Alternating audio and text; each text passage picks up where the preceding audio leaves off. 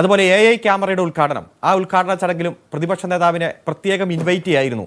അദ്ദേഹം വന്നോ? വന്നില്ലെന്ന് മാത്രമല്ല, ബഹിഷ്കരിച്ച് കള്ളക്കേസുമായിട്ട് ബഹുമാനപ്പെട്ട ഹൈക്കോടതിയിൽ പോയി.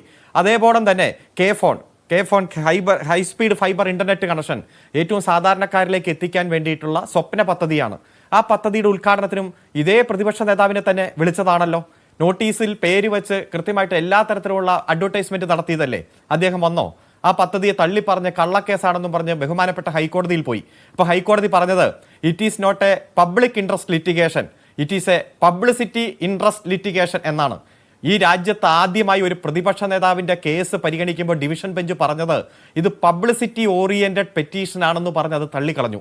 അതുമാത്രമല്ല, പിന്നീട് ഒരു വാക്കോടെ പറഞ്ഞു, രാഷ്ട്രീയ ധാർമ്മികത എന്ന് പറഞ്ഞാൽ അത് മുഖ്യമന്ത്രിയിൽ നിന്ന് മാത്രം പ്രതീക്ഷിച്ചാൽ പോരാ, അത് പ്രതിപക്ഷ നേതാവിനും വേണം. തനിക്ക് രാഷ്ട്രീയ ധാർമ്മികതയുണ്ട് എന്ന് കാണിക്കുന്ന ഒരു അഫിഡവിറ്റ് ഈ ഹൈക്കോടതി മുമ്പാകെ ഫയൽ ചെയ്യണമെന്ന് പറഞ്ഞു. അതും ഇന്ത്യൻ നീതിന്യായ ചരിത്രത്തിലെ ആദ്യത്തെ സംഭവമാണ്. പിന്നെ അദ്ദേഹം ഹൈക്കോടതിയുടെ 7 അയലക്കത്തേക്ക് പോയിട്ടില്ല. കാരണം അവിടെ വരുമ്പോൾ രക്ഷപ്പെട്ടു പോകും. കാരണം ഇത്തരത്തിലുള്ളൊരു അഫിഡവിറ്റ് ആണല്ലോ ഫയൽ ചെയ്യാൻ പറഞ്ഞത്. ഇപ്പോൾ വിഴിഞ്ഞവുമായി ബന്ധപ്പെട്ടുകൊണ്ടും ഇത് പ്രധാനമന്ത്രി പങ്കെടുക്കുന്ന പരിപാടിയാണ്. SPC നമുക്കറിയാം, സ്പെഷ്യൽ പ്രൊട്ടക്ഷൻ ഫോഴ്സ്, അദ്ദേഹത്തിന്റെ സുരക്ഷ കാര്യങ്ങളൊക്കെ നമുക്കറിയാം. ഞാൻ അങ്ങേക്ക് വിശദീകരിക്കേണ്ട കാര്യമില്ല. 6 തരത്തിൽ സുരക്ഷയുണ്ട്. SPCയുടെ സുരക്ഷയുണ്ട്, Z+ ഉണ്ട്, Z ഉണ്ട്, Y+ ഉണ്ട്, Y ഉണ്ട്, X ഉണ്ട്. അപ്പോൾ ഇതിൽ ഏറ്റവും മുന്തിയ സുരക്ഷയുള്ള ഈ ഉദ്ഘാടന ചടങ്ങിൽ, ആ ചടങ്ങിൽ ആരൊക്കെ പങ്കെടുക്കണമെന്ന് തീരുമാനിക്കേണ്ടത് പ്രധാനമന്ത്രിയുടെ ഓഫീസ് തന്നെയാണ്.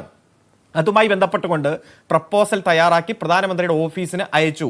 ഇന്ന് ഈ ചർച്ച നടക്കുന്ന ഈ സമയം വരെ അതിൻ്റെ ഒരു അംഗീകാരം പ്രധാനമന്ത്രിയുടെ ഓഫീസിൽ നിന്ന് വന്നിട്ടില്ല. പ്രധാനമന്ത്രിയുടെ ഓഫീസിൽ നിന്ന് ആ ചടങ്ങിൽ പങ്കെടുക്കേണ്ടവർ ആരൊക്കെ വേദി പങ്കിടണം എന്ന അന്തിമമായിട്ട് അംഗീകാരം കിട്ടിയ ആ തീരുമാനം വരാതെ, നമ്മൾ കൊടുത്തത് പ്രപ്പോസൽ ആണെങ്കിൽ അത് അംഗീകരിച്ചുള്ള റെക്കഗ്നേഷൻ നടത്തിയിട്ടുള്ള ആ മറുപടി വരാതെ ഒരാളെയും ഔദ്യോഗികമായി ഇന്ന പൊസിഷനാണ് താങ്കൾക്ക് ഈ യോഗത്തിലുള്ളത് എന്ന് അറിയിക്കാൻ കഴിയില്ല. മറിച്ച് എന്താണ് കഴിയുക? അത് വൈകുന്തോറും കൃത്യമായി ഇൻവിറ്റേഷൻ കൊടുത്ത് മഹനീയ സാന്നിധ്യം ഈ ചടങ്ങിൽ ഉണ്ടാകണം എന്ന് ഇവിടെ ഈ ചർച്ചയിൽ പങ്കെടുക്കുന്ന MLAക്ക് കിട്ടിയില്ല ഇൻവിറ്റേഷൻ. തിരുവനന്തപുരം MP കിട്ടിയിട്ടുണ്ടല്ലോ.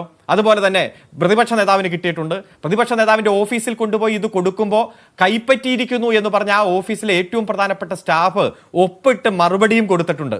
ഒന്നെങ്കിൽ അത് പ്രതിപക്ഷ നേതാവിനെ ആ ഓഫീസിൽ നിന്ന് അറിയിച്ചിട്ടുണ്ടാവില്ല. 10-40 സ്റ്റാഫ് ഉണ്ട്, അവർ അറിയിക്കാത്തപ്പോൾ നമ്മുടെ കുഴപ്പമില്ല. രണ്ടാമത്, ഇത്തരത്തിൽ വിവാദങ്ങൾ ഉണ്ടാക്കി ഈ ഉദ്ഘാടനത്തിന്റെ പൊലിമ നശിപ്പിക്കുക എന്ന UDFന്റെ എല്ലാ കാലത്തുമുള്ള ലക്ഷ്യമുണ്ടാവും. ഇവിടെ ദുരന്തമായാലും ഉദ്ഘാടന ചടങ്ങുകളായാലും സന്തോഷമായാലും ദുഃഖമായാലും പ്രതിപക്ഷത്തെയും കൂട്ടി യോജിപ്പിച്ച് കൂടെ ഇരുത്തി കൊണ്ടുപോകാനുള്ള വിശാലമായിട്ടുള്ള കാഴ്ചപ്പാടാണ് LDF എല്ലാ ഘട്ടത്തിലും സ്വീകരിച്ചിട്ടുള്ളത്.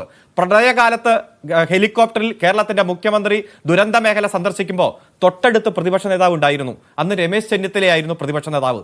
2019 പ്രളയകാലത്ത് ഇത്തരത്തിൽ സന്ദർശനം നടത്തുമ്പോൾ കൂടെ പ്രതിപക്ഷ നേതാവ് ഉണ്ടായിരുന്നു. പിന്നെ ഓരോ ഘട്ടം എടുത്ത് പരിശോധിക്കുക, ഏത് ഘട്ടത്തിലാണ് സഹകരിപ്പിക്കാത്തത്. പല ഘട്ടത്തിലും സഹകരിക്കാതെ മാറി നിന്ന് കൊഞ്ഞനം കൂത്തുന്ന സമീപനമാണ് UDFന്റെ ഭാഗത്തുനിന്ന് സ്വീകരിച്ചത്. അത് എല്ലാ ഘട്ടത്തിലും. ഇപ്പം 4ാം വാർഷികം 2ാം പിണറായി സർക്കാരിന് നടക്കുന്നു.